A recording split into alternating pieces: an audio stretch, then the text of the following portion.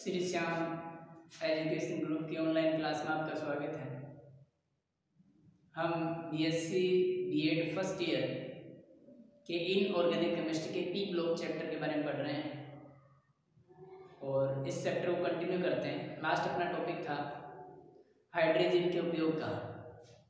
ठीक है, तो क्या पढ़ रहे हैं बीएससी बीएड का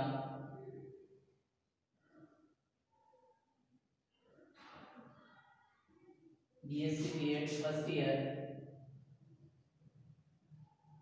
और उसमें अपने पढ़ रहे हैं पी ब्लॉक के बारे में, पी ब्लॉक एलिमेंट,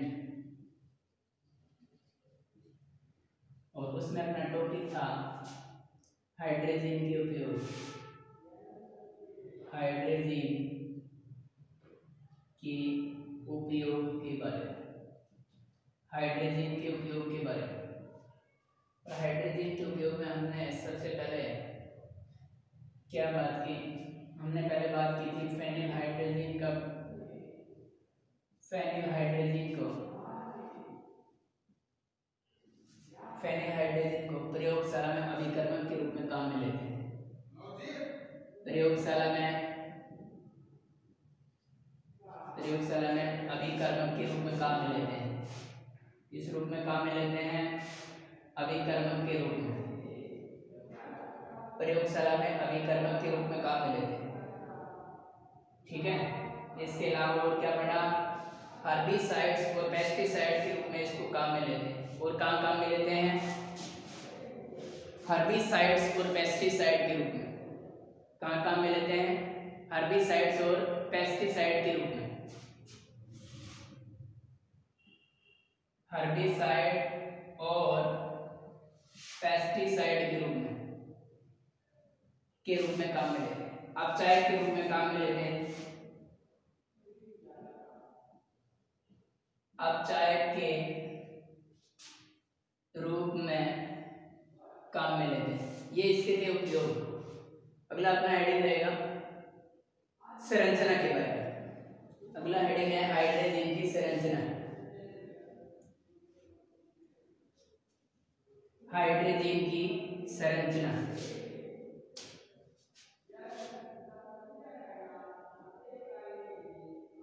हाइड्रोजन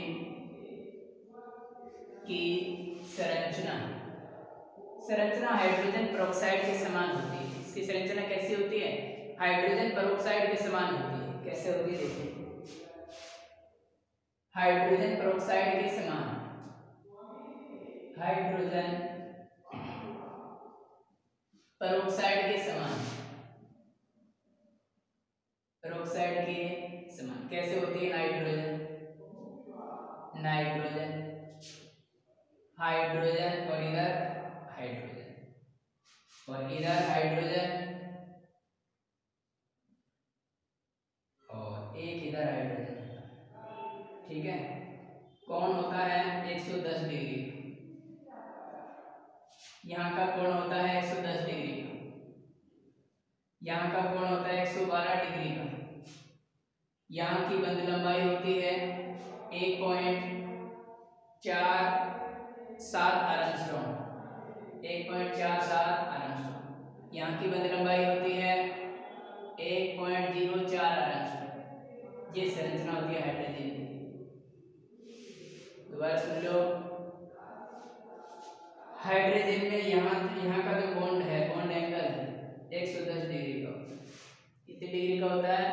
110 का। यहाँ का बॉन्ड एंगल भी 110 डिग्री का। ये बॉन्ड एंगल 112 डिग्री का। N और N के बीच की दूरी 1.47 आर्मस्ट्रॉन्ग। कितनी होती है? 1.47 आर्मस्ट्रॉन्ग। N और H के बॉन्ड लेंथ 1.04 आर्मस्ट्रॉन्ग। ये हाइड्रोजन की संरचना। नाइट्रोजन के हाइड्राइड में हमारा पहले हेडिंग था हाइड्रोजन, और हाइड्रोजन का हेडिंग कंप्लीट होता है। अगला हेडिंग है हाइड्रोक्सिल एमीन का। तो अगला हेडिंग कौन सा है? Hydroxyl amine.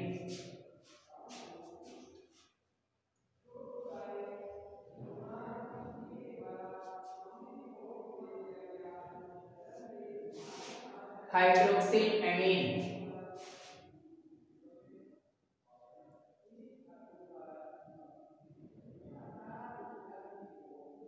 हाइड्रोक्सिल एमीन का। और हाइड्रोक्सिल एमीन को कैसे लिखते हैं? NH2OH, NH2OH, ये हाइड्रोक्सिल एमीन है। सबसे पहले हाइड्रोक्सिल एमीन के निर्माण के बारे में, सबसे पहले हाइड्रोक्सिल एमीन के निर्माण की विधियां, हाइड्रोक्सिल एमीन के निर्माण की विधियां। और विधि में सबसे पहले क्या करेंगे? सोडियम नाइट्राइड का संपर्क करवाएंगे हाइड्रोजन सल्फाइड से, हाइड्रोजन बाइसल्फाइड से, सोडियम हाइड्रोजन सल्फाइड से। दोबारा सुन लो, सबसे पहले क्या करवाएंगे? सोडियम नाइट्राइड का संपर्क करवाएंगे सोडियम बाइसल्फाइड से, जिससे बन जाएगा हाइड्रोक्सिल एमीन का सोडियम सल्फोनेट। जिससे क्या बनेगा? हाइड्रोक्सिल एमीन का सोडियम सल्फोनेट। देखिए क्या बनेगा, किसका संपर्क किससे करवाना है? NaNO2 का संपर्क करवाना है सोडियम बाइसल्फाइड से। बनेगा क्या? हाइड्रोक्सिल एमीन का सोडियम सल्फोनेट, हाइड्रोक्सिल एमीन का सोडियम सल्फोनेट, हाइड्रोक्सिल एमीन का सोडियम सल्फोनेट कैसे? OH और हाइड्रोक्सिल एमीन का N, और उससे दोनों H हटा देंगे, H के स्थान पर जुड़ेगा SO3Na, और कितने जोड़ेंगे? 2। OH N और SO3Na, और कितने जुड़ गए? 2। नाम है हाइड्रोक्सिल एमीन का सोडियम सल्फोनेट, हाइड्रोक्सिल एमीन का सोडियम सल्फोनेट। नाम क्या है इसका? हाइड्रोक्सिल एमीन का सोडियम सल्फोनेट, सोडियम है सल्फोनेट। और साथ में बनेगा सोडियम सल्फाइड Na2SO3, और साथ में बनेगा वाटर H2। पहले स्टेप में क्या होता है? सोडियम नाइट्राइड का संपर्क करवाते हैं सोडियम बाइसल्फाइड से, जिससे हाइड्रोक्सिल एमीन का सोडियम सल्फोनेट बनता है। यह हाइड्रोक्सिल एमीन का सोडियम सल्फोनेट क्षार NaOH और सल्फ्यूरिक एसिड के संपर्क में आता है। किसके संपर्क में आता है? क्षार NaOH और सल्फ्यूरिक एसिड के संपर्क में आता है, जिससे हाइड्रोक्सिल एमीन का सल्फेट बन जाता है। हाइड्रोक्सिल एमीन का क्या बन जाता है? सल्फेट। दोबारा सुन लो, किसका? ये जो बना है हाइड्रोक्सिल एमीन का सोडियम सल्फोनेट, किसके संपर्क में आता है? क्षार NaOH और H2SO4।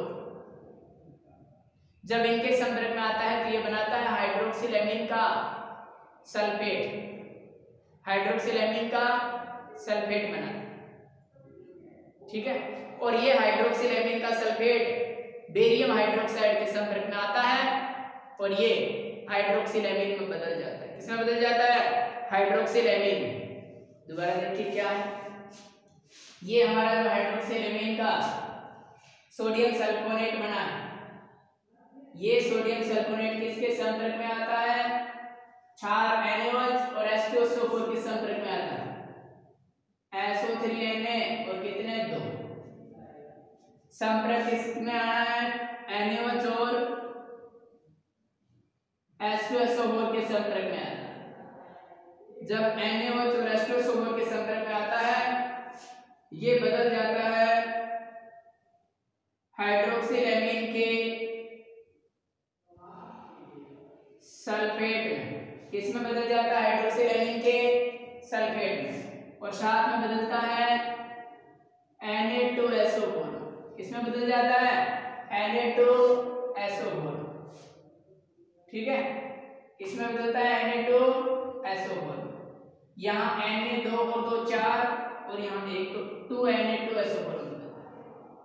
यहाँ बनने वाला हाइड्रोक्सिल एमीन का सल्फेट बेरियम हाइड्रोक्साइड के संपर्क में आता है। दूसरे स्टेप में किसके संपर्क में आता है? बेरियम। नाम क्या है? हाइड्रोक्सिल एमीन का सल्फेट किसके संपर्क में आता है? बेरियम हाइड्रोक्साइड के। OH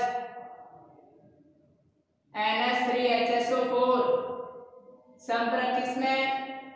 बेरियम हाइड्रोक्साइड के संपर्क में। BaOH2 के संपर्क में।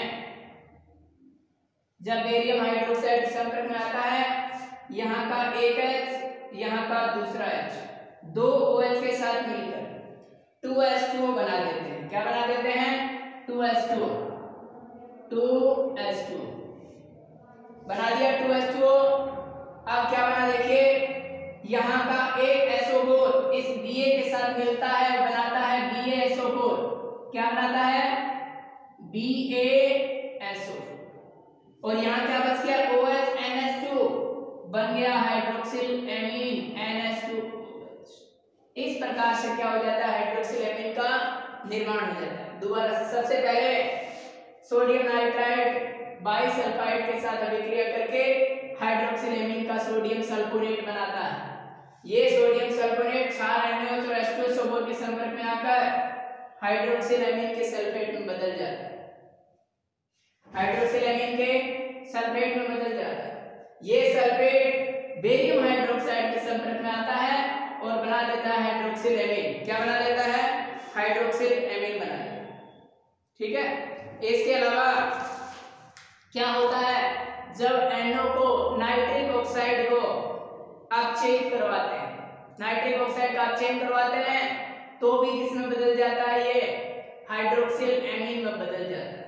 तो जब नाइट्रिक ऑक्साइड का अपचयन करवाऊं तो हाइड्रोक्सिल एमीन बन जाएगी। कैसे बनेगी? देखो, नाइट्रिक ऑक्साइड के अपचयन द्वारा, नाइट्रिक ऑक्साइड के अपचयन द्वारा,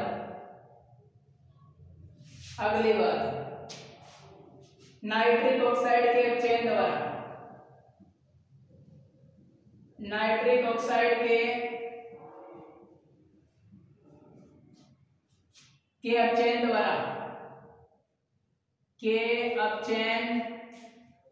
द्वारा, ये नाइट्रिक ऑक्साइड है NO, और इसका मैं क्या करवाना चाहता हूं? अपचयन करवाना चाहता हूं।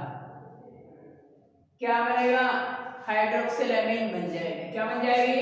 Hydroxyl amine 2NH2OH। इसका नाम क्या है? हाइड्रोक्सिल एमीन बन जाएगी। और देखिए, नाइट्रिक अम्ल का वैद्युत अपचयन करवाते हैं, नाइट्रिक अम्ल का वैद्युत अपचयन करवाते हैं तो पहले नाइट्रस अम्ल में बदलता है। किसमें बदलता है? नाइट्रस में।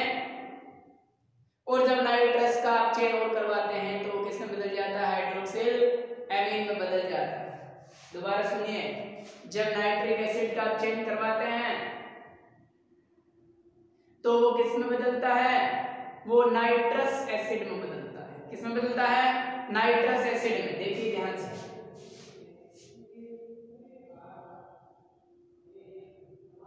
नाइट्रिक एसिड का, नाइट्रिक अम्ल का वैद्युत अपचयन, नाइट्रिक अम्ल के वैद्युत अपचयन द्वारा, किसके द्वारा? वैद्युत अपचयन के द्वारा,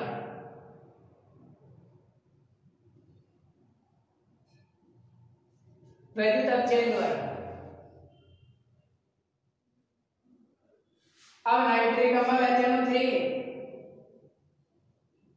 अपचयन करवाऊंगा, दो हाइड्रोजन एक ऑक्सीजन को ले लेंगे, नाइट्रिक को नाइट्रस में बदल देंगे। क्या बन गया? Nitrous acid HNO2। क्या बन गया? Nitrous acid. ये जो नाइट्रस एसिड बना है ये वापस अपचयित होगा, HNO2 plus 4H, 4 hydrogen, 2 oxygen को यहां से एक्सेप्ट करेंगे, एक ऑक्सीजन को 2 हाइड्रोजन निकाल देगा H2 ग्रुप, और बनेगा क्या? NH2OH plus H2। तो ये नाइट्रिक अम्ल के वैद्युत अपचयन द्वारा, पहले अपचयन द्वारा बनेगा नाइट्रस, नाइट्रस का और अपचयन करवाएंगे वो किस में बदल जाएगा, हाइड्रोक्सिल एमीन में बदल जाएगा। इसके अलावा एथिल नाइट्रेट के अपचयन द्वारा, किसके अपचयन द्वारा, एथिल नाइट्रेट के अपचयन द्वारा। देखिए जब एथिल नाइट्रेट का अपचयन करवाते हैं, एथिल नाइट्रेट के अपचयन द्वारा,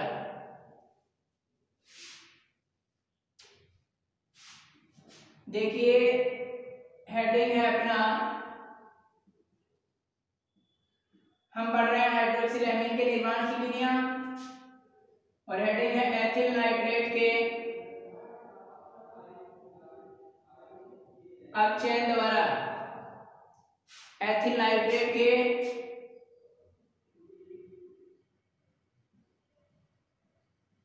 अपचयन द्वारा।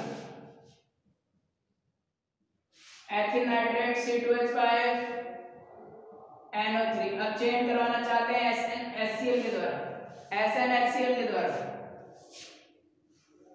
किसके द्वारा, SnHCl। तो क्या बनेगा, हाइड्रोक्सिल एमीन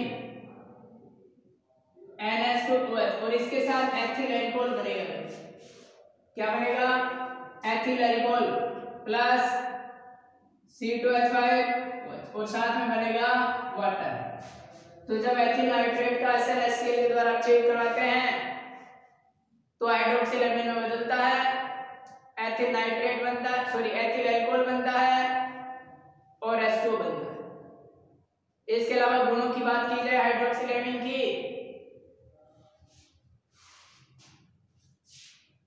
ये थी निर्माण की विधियां। अब अगला हेडिंग है गुण।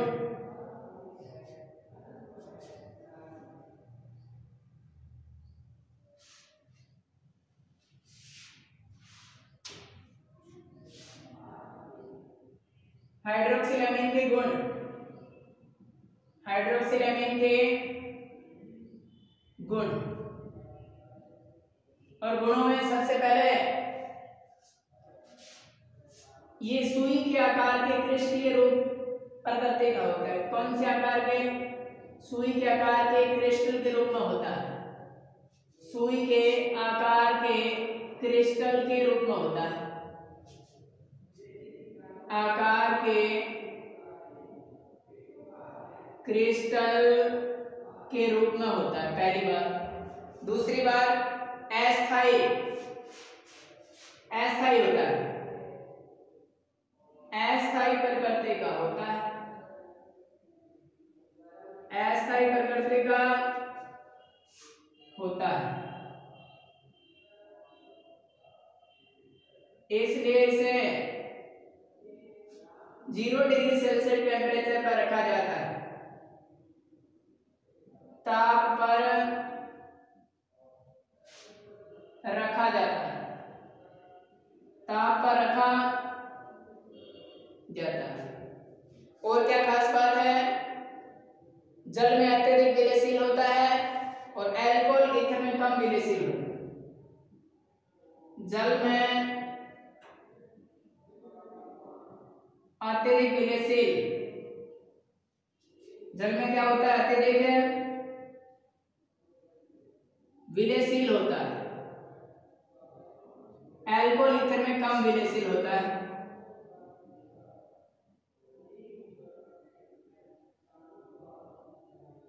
अल्कोहल और ईथर में क्या होता है, कम विलेयशील। और क्या खास बात है, इसका जलीय विलयन दुर्बल क्षारीय प्रकृति का होता है, जलीय विलयन दुर्बल क्षारीय प्रकृति का होता है। जलीय विलयन कैसा होता है,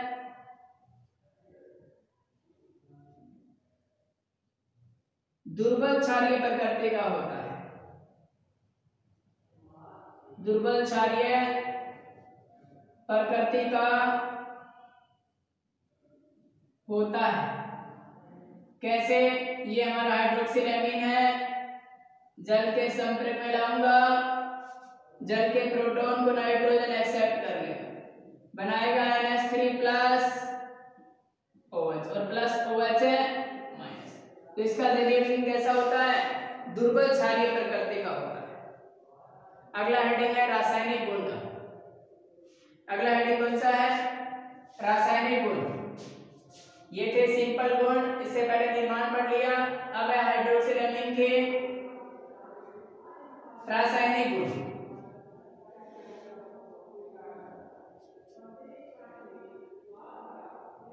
हाइड्रोक्सिलेमिन के रासायनिक गुण।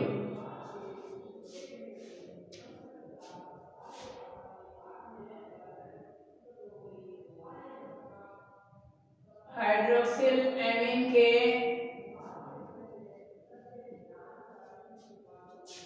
रासायनिक गुण।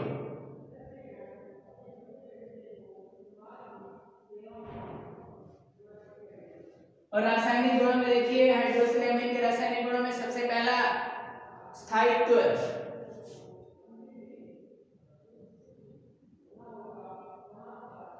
और स्थायित्व में अभी हमने बात की थी कि अत्यधिक अस्थायी प्रकृति का होता है, और अत्यधिक अस्थायी प्रकृति का होने के कारण ये क्या होता है, इसे 0 डिग्री सेल्सियस ताप पर रखा जाता है। यदि टेम्परेचर का मान बढ़ जाए तो ये विघटित हो जाता है। क्या हो जाता है? विघटित। तो स्थायित्व में कहेंगे अत्यधिक अस्थायी होता है। अस्थायी होता है। जब अस्थायी होता है तो विघटित होने की प्रवृत्ति रखता है। क्या हो जाता है? विघटित।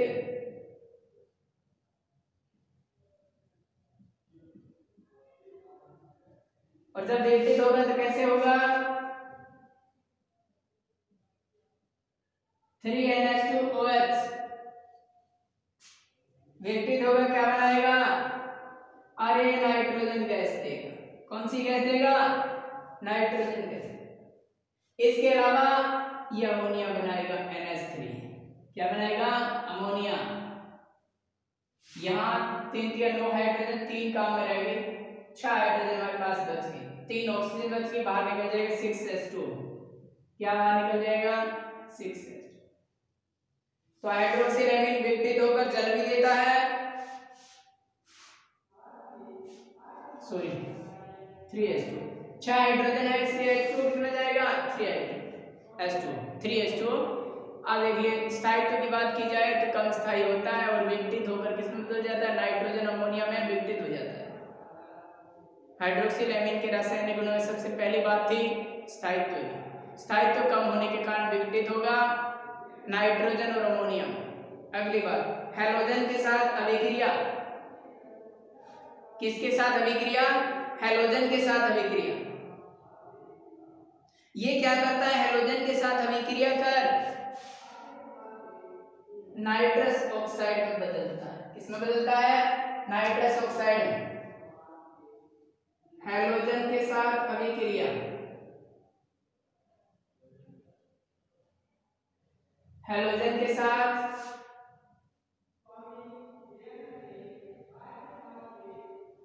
अभिक्रिया। जब हैलोजन के साथ अभिक्रिया करेगा तो ध्यान से देखो, ये हमारा हाइड्रोक्सिलेमिन है और किसके संपर्क में ला रहा हूं मैं? हैलोजन के संपर्क। किसके संपर्क में ला रहा हूं? हैलोजन के संपर्क। और जब हैलोजन के संपर्क में आएगा तो क्या बनेगा? देखिए 2 नाइट्रोजन N2O के रूप में, नाइट्रस ऑक्साइड के रूप में, 4 हाइड्रोजन 4 हाइड्रोजन के साथ 4HX बना लेंगे। क्या बना लेंगे? 4HX। और क्या बनेगा? जितने हाइड्रोजन बचे हैं 4, और यहाँ 6 हाइड्रोजन, 2 हाइड्रोजन 1 ऑक्सीजन के साथ बनाएंगे H2। जब हैलोजन के साथ अभिक्रिया होती है नाइट्रस अम्ल में परिवर्तित होते हैं और क्या बनाते हैं? हैलोजन अम्ल बनता है। क्या बनता है? हैलोजन अम्ल। यह वायुमंडलीय ऑक्सीजन को अवशोषित कर नाइट्रस अम्ल में बदल जाता है। किसमें बदल जाता है? नाइट्रस अम्ल में। अगली बात, जो हाइड्रोक्सिलेमिन है नाइट्रस ये वायुमंडलीय ऑक्सीजन को एब्जॉर्ब कर लेता है और किस में बदलता है, नाइट्रस अम्ल में। अगली बात हाइड्रोक्सिलेमीन,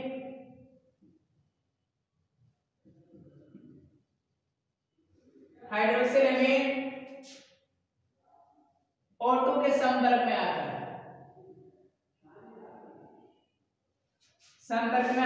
O2 का अब्जॉर्ब कर लेता है, O2 को क्या कर लेता है, अवशोषित, और O2 को अवशोषित करके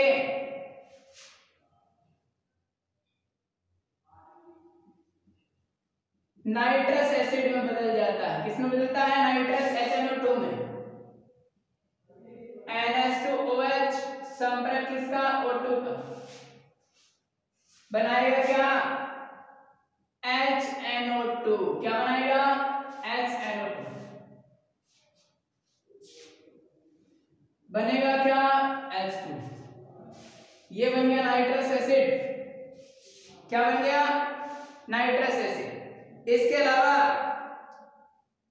अपचायक गुण भी प्रदर्शित करता है। कौन सा गुण प्रदर्शित करता है, अपचायक गुण। यह फैलिक विलेन को अपचयित कर देता है। फैलिक विलेन को क्या कर देता है, अपचयित कर देता है।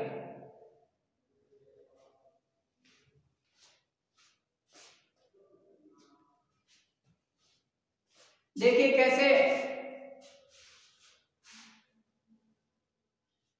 अपचायक का काम भी करता है। किसका काम करता है, अपचायक का। और अपचायक में फैलिक विलेन को अपचयित कर देता है। अपचायक का कार्य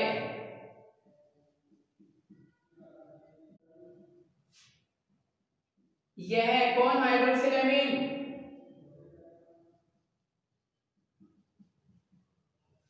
फैलिक विलेन को अपचयित कर देता है। कैसे करता है, देखिए 4CO क्यूप्रिक ऑक्साइड संपर्क में किसके, हाइड्रोक्सिलेमीन के, और क्यूप्रिक ऑक्साइड क्यूप्रस ऑक्साइड में अपचयित हो जाता है। 2CO2O और रेड कलर के, लाल रंग के ऑक्साइड बनाता है क्यूप्रस ऑक्साइड। क्यूप्रस ऑक्साइड दो नाइट्रोजन N2O के रूप में नाइट्रस ऑक्साइड के रूप में आ जाता है। बाकी हाइड्रोजन वाटर के रूप में रिमूव हो जाता है 3s2। तो बोलो क्यूप्रस, यहां ये किससे है, फैलिक विलेन से। फैलिक विलेन को अपचयित कर देता है। फैलिक विलेन को अपचयित करता है, खुद की प्रॉपर्टी अपचायक की होगी। ये क्या है, अपचायक, क्योंकि दूसरे का क्या करवाता है, अपचयन करवाता है, अपचायक। अगली बार टोलेन को भी अपचयित कर देता है। टोलेन को क्या कर देता है, अपचयित कर देता है। देखिए कैसे, टोलेन को भी अपचयित कर देता है।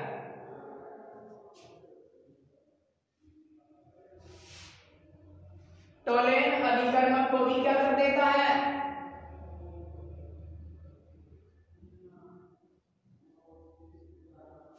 टोलेन अभिकर्मक को भी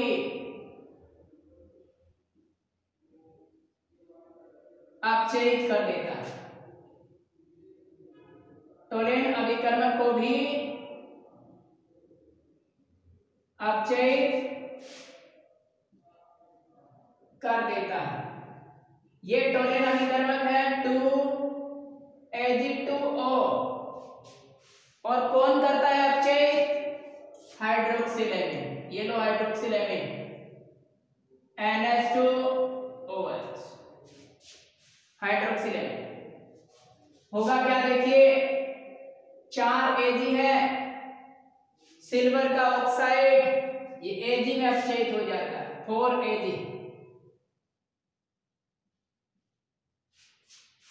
वही बात हाइड्रोक्सिलेमीन का जो नाइट्रोजन है N2O बना लेगा, नाइट्रस ऑक्साइड में बदल जाएगा।